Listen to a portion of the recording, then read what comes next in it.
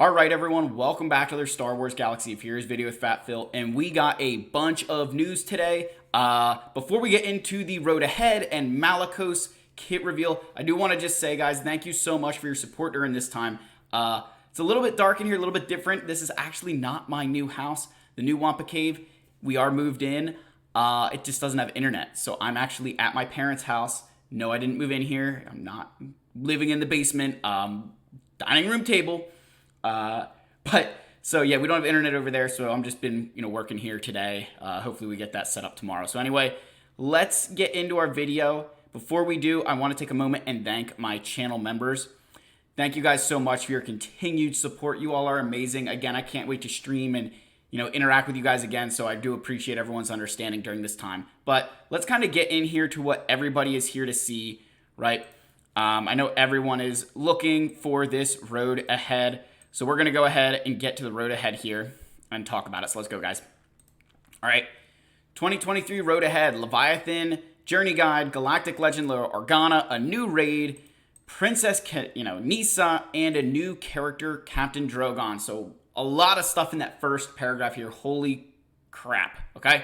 So the Leviathan, right? So listen to this. Designing Leviathan was definitely challenging. Profundity and Executor are the best of the best. So how do we create a capital ship that'll surpass them both? Then it became obvious, just take the enemy's capital ship for yourself. So that's a lot of stuff to hear about. And they're saying that, it's going to, confident in saying Leviathan will execute. Profundity. Inside Leviathan's kit, there'll be anti-breach and anti-crit mechanics to help with survivability. In addition to that, has the ability to destroy enemy reinforcements, not to mention it will have lots of ferocity. So that is awesome. Again, they show the requirements here if you don't have them already. Again, unlock it, right? So they go into all the different things here. I'm not going to read all this stuff, right? I cannot. The amount of, reading in here is just absurd. But here's one. Limit one use per battle. What's this? Take control of the enemy capital ship. Reset its cooldowns. Granted a bonus turn. While controlled, you can't use call reinforcement, and the cooldown of the ultimate ability is set to max at the start of each turn. Allies recover 50% health, have their cooldowns reset. All enemies are inflicted with fear. This ability starts on cooldown. The first time Sith allies are inflicted with 50 debuffs will reduce the cooldown by 1. So as you're gaining, remember, ferocity is a debuff, so that is going to cool it down there. I did want to read that one because that looked pretty cool. That limit one. Oh yeah, here it is. Look at this, even more stuff. Wait, limit one use per battle, reduce the enemy's capital speed by 30% for the rest of the encounter. Interesting. Wow, yeah. Limit one uses per battle on a couple of these. That is interesting. Requires player to inflict. Okay, so there's a lot. That's pretty cool. Again, Darth Revan is the crew. Yeah, it's pretty interesting. 719. So that is, wow, yeah. So I was well in place to get that. That is actually very delayed from what I thought it would be. So hopefully they've tested this ship right. I'm excited. Again, I'm not going to read everything in here. I just wanted to read those ones that said limit one use per battle because that sounds cool. The biggest thing, right, this ship is going to just own everything. So we're just going to have to be prepared for that. Again, July 19th. I can't wait. I'm super excited. That is a Wednesday. So 2 weeks from today, of course. Second piece of big news, shocking, is LEIA Organa Galactic Legend. Now, they do say that while we're a little ways out from releasing LEIA, we wanted to give you a quick rundown of the character. So they kind of talk about some of the things here, right? While designing LEIA, we were trying to create a character that would be leading a tactical assault against an enemy. LEIA was always a vocal and visible leader of the Alliance, and her being in charge of the battlefield should be reflected in her in-game strategy. Each ability allows the player to pick the best target to accomplish a goal. This could mean based on the enemy role, a high priority target, or using one of your allies to deliver a powerful blow. Also, by being such a notable target, she is naturally drawing the attention of the enemy, and if they fail to accomplish their goal of prioritizing her, they will be punished. So, that sounds pretty cool. And they put out the first set of character requirements. Captain Rex at Relic 7, Princess Nisa at Relic 7, so the two newest characters on the list need to be Relic 7. Wicket Relic 3, Lando Relic 5, and Admiral Akbar Relic 3. So, Most people will have Lando at Relic 5, but I know everybody's already been working on Wicket, but we've got the 2 new characters, and then Admiral Akbar. I mean, an excuse to Relic Admiral Akbar isn't bad. Initial reaction here from myself, those 2 kind of scare me, right? So we'll kind of see what the rest of the requirements are before we go, like, all in on Galactic Legends, right? But so far, nothing crazy yet. We'll kind of see what else happens. We'll be releasing the second part of her character requirements at a later date, so be sure to keep a lookout for on the forums. Please see her basic ability information below. Deal physical damage. Rebel allies gain retribution for 2 turns. On her turn, deal bonus true damage to target enemy equal to 10% of the damage other rebel allies receive since her last turn. Deal additional effects based on enemies' roll. Wow. Wow. Sounds pretty good from that snippet right there. I'll be very curious to see what her team is. But wait, there's more. We want to give you a sneak peek at the new raid. So now, look at this. We've gone from Leviathan to a new Galactic Legend to now they're getting a new raid. As promised, we are looking to bring a brand new featured raid into Galaxy of Heroes after the release of Galactic Legend LEIA. Shocking. This will be because she's be a featured player in the raid, much like Jabba was for the Krayt Dragon raid.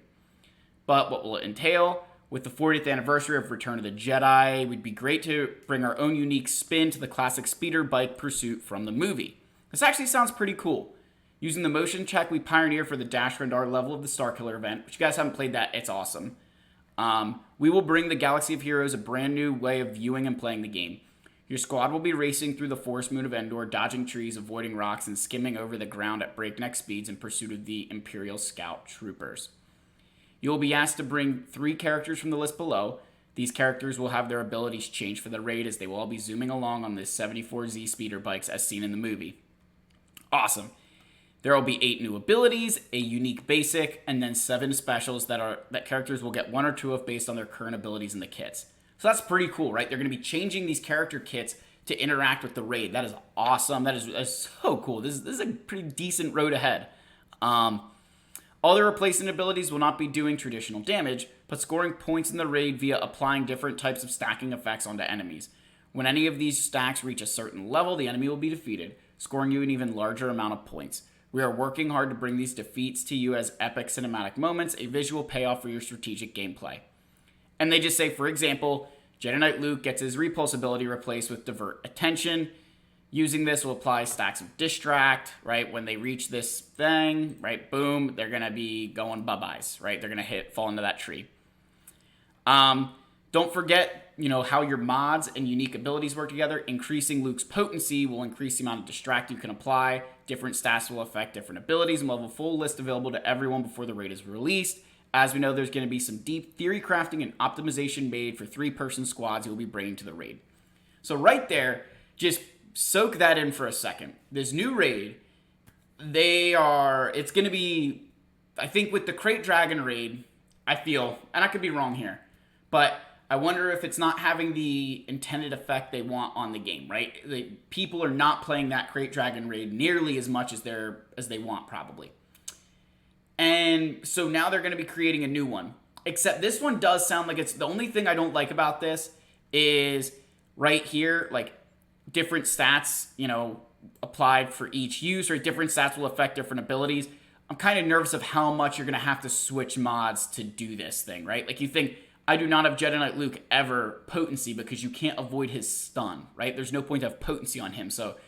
if you have to be making all these different mod sets, that could be a lot of work. So we'll kind of see how that continues to pan out. 3-person squads is also very, very interesting.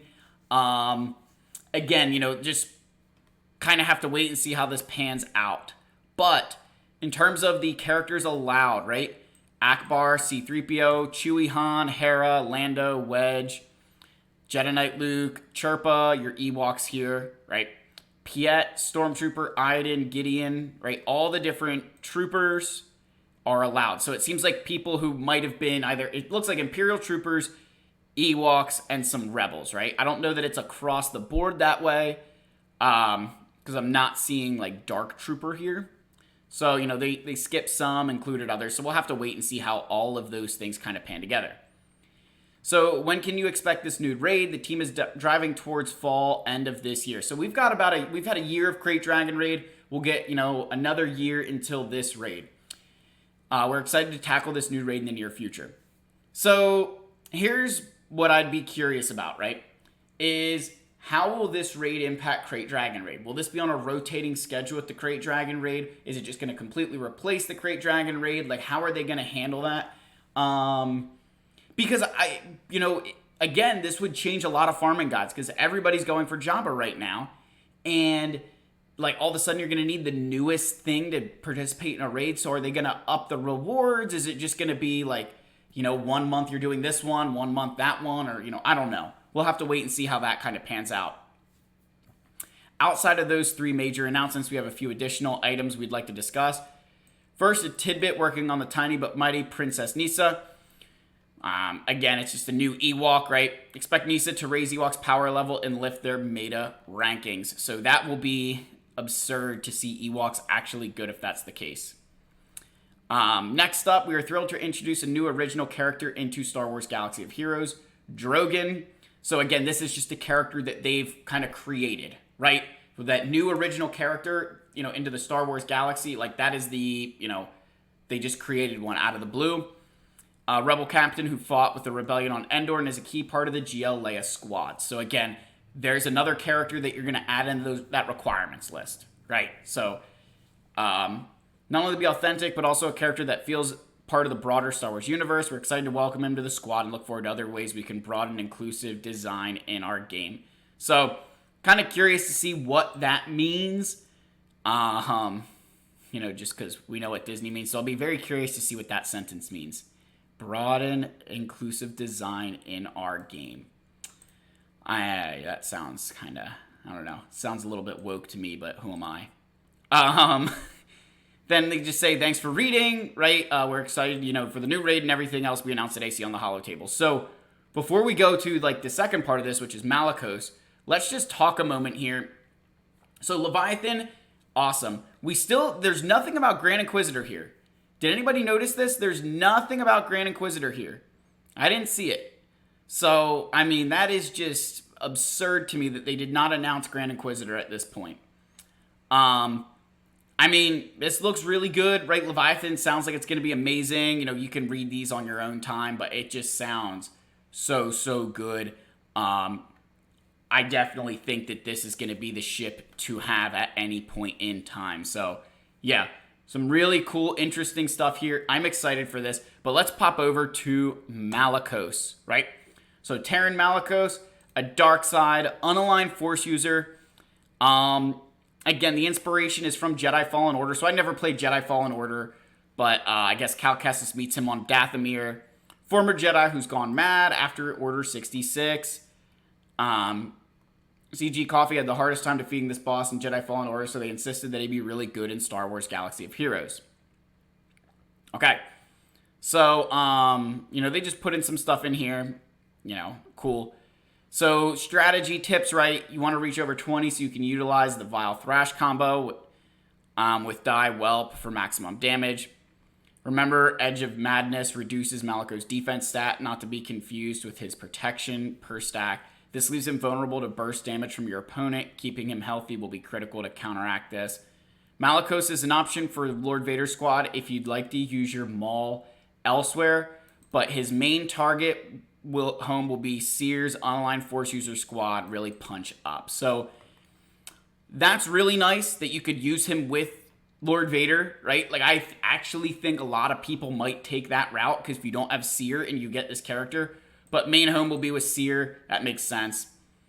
So for the Echo of the Fallen Order unique with the Omicron, this persists if Malicos is defeated. Only the revive prevention. The rest of the unique relies on Malicos being alive, also referred to him as active. So again, they talk about some of the questions in here, right? Keep going here. Can Malicos? So how do you acquire Malicos? Conquest. So he is the Conquest unit, right? So again, just looking through some of these things, deal physical damage to target enemy 2 stacks, max 100 till the end of the encounter, which can't be dispelled, copied, or prevented. It can't be countered. Edge of Madness, -2 defense per stat. The next one, right, Vile Thrash, gain Riposte. This attack has 30% defense penetration, quadrupled if all allies are unaligned. I just wish they would say unaligned force users. This whole light side, dark side, I get it, but like just say unaligned force users, right? If you had at least 20 stacks, he takes a bonus turn. For every 20 stacks of Edge of Madness he has, dispel them and gain a stack of Madness manifested until the next time he uses Die Whelp is defeated or the end of the encounter, which can't be copied, dispelled, or prevented. And if the ally is an unaligned force user, the cooldown of Die Whelp is reset. And then right here, less tenacity per stack. The next time this character uses Die Whelp, it deals 50% more damage per stack, reduces the current max health of the target enemy by 15% for the rest of battle, stacking, excluding Galactic Legends and Raid bosses. So that's actually pretty good. You think about some of the characters like a Darth Malgus, right? You could reduce his max health by 15%, I believe, right? That should work. Next one, inflict vulnerable, stun for one turn target. If it had defense down, it can't be resisted. If target enemies in the leader slot increase cooldowns, And then Omicron, right? Walling Grand Arena. There's all this stuff, right? And if the ally in the leader slot is Dark Side Unaligned Force user, Malicos gains 20% critical damage stacking till the end of battle, including offense there. That's amazing, right? That is absurd. Got another one here, right? Omicron. If all allies are unaligned force users at the start of battle, Malicos has at least one, while Malicos has at least one stack of Edge of Madness, whenever he scores a critical hit, all other allies gain critical damage and offense stacking until the end of the encounter. Whenever an ally is inflicted with healing immunity, they dispel it and gain damage immunity for one turn. Whenever they are inflicted with stun, they dispel it and recover 30% health and protection. That is going to be a tough team to take out, because now you don't have healing immunity and you can't stun. While in Grand Arena, enemies defeated by allies can't be revived. This effect persists if Malicos is defeated. So I'm assuming what they mean here is that, if what's the way I want to say this? Like, I'm assuming this is going to apply to, like, if you're going up against Night Sisters, you get some kills and then Malicos dies. Like, those Night Sisters are just dead in the dirt. First time they'd be reduced, so he has a savior, gain damage immunity, take a bonus turn, critical damage up, offense up for 2 turns. While he's active, whenever an enemy with less than 100% turn meter gains bonus turn meter, gain a stack of Edge of Madness, and that enemy takes Drew damage, which can't be evaded. This damage can't defeat enemies. I mean, holy crap, this guy's going to be absurd. This new Seer team is going to be absolutely phenomenal, guys. I mean, just look at this. Look at the book here. Malicos attacks can't be evaded. Enemies defeated by him can't be revived. He has 75% counter chance, 100% health steal, and at the start of battle gains 25% offense for each other dark side, light side, online force user. Whoa! If the ally in the leader slot is this, he ignores taunt. I mean, gosh, guys, this is so you cannot use him with Star Killer, right? That's going to be the big thing, is that you cannot use him with Star Killer because you're never using. I mean, you could, I guess, right? You could run him with Star Killer, but you can't use like the Emperor Palpatine Mara Jade with them, right? I think he'll definitely be best with just Seer and unaligned force users. While debuffed, he gains 50% health steal, so he's going to have a crazy amount of health steal. Whenever Malicos uses an ability during his turn, if he has accuracy up or defense up, he immediately uses Dark Strike. When he attacks out of turn, he gains critical damage, stacking for 3 turns. Whenever he is inflicted with Daze, dispels it and reduces his cooldowns by 1. I mean, what in the name? Whenever an enemy dispels a debuff, Malicos inflicted from one of his abilities, he gains a stack of Edge of Madness. While in Grand Arena, gains a stack of Edge of Madness until the end of the encounter, and all unaligned force user allies gain critical hit immunity for 2 turns, which can't be dispelled. He has 100% max health and 50% mastery. Whenever he uses an ability during his turn, he immediately uses Dark Strike. Whenever he attacks out of turn, he gains 20% protection up for 1 turn. Whenever any other unaligned force user ally uses a special ability, Malicos assists. I mean, wow. That is a lot to read. I wanted to read that one because I think this is absurd. This guy's going to be unbelievable in that Seer team. I'm nervous because I'm going to be going up against everybody now who's got Seer and this guy. So looks like I'm going to be farming Seer Junda up here ASAP. And honestly, like when I read this, I'm thinking you're going to want to be using, like right here, accuracy up and defense up. I'm thinking like I think Cal Kestis himself kind of puts those out there, right? So yeah, guys, I mean, there's a lot to unpack here, right? Road Ahead, Leviathan coming the 19th, GL LEIA, Malicos, Princess Kanisa, we got Drogon coming into the game. I mean, there's just a ton of stuff going on, a new raid. I mean, what all is there to do in this game, right? Everything all at once. Here's what I'm going to say, guys. If I pop over to the game real quick, I mean, this online Force user faction is just getting to the point of, absurdity for how good they're going to be. I think that this is a faction that definitely deserves some of that love, right? They've really made it into something amazing. You think the first one in here, I believe, were Commander Tano kind of started the trend and they added some more, and it's just kind of grown and become like a really, really good faction. So, yeah, I mean, get your Sears bookmarked, right? You're going to want to be farming her.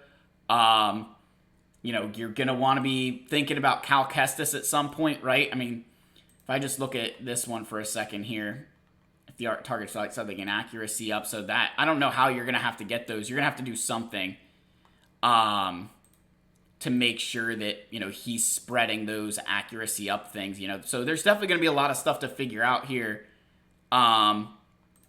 with Malicos coming into the game. I mean, there's so much to do right now. I really was hoping we'd get word on when Grand Inquisitor is going to come back, because it's been way too long. Please just give me Grand Inquisitor. But let me know what your guys' thoughts are. We're going to try and get back into the, habit of regularly posting here. So thank you guys so much for watching. Remember, guys, please subscribe. I love all of you. May the Force be with you, and I'll see you guys in the next video. Cheers.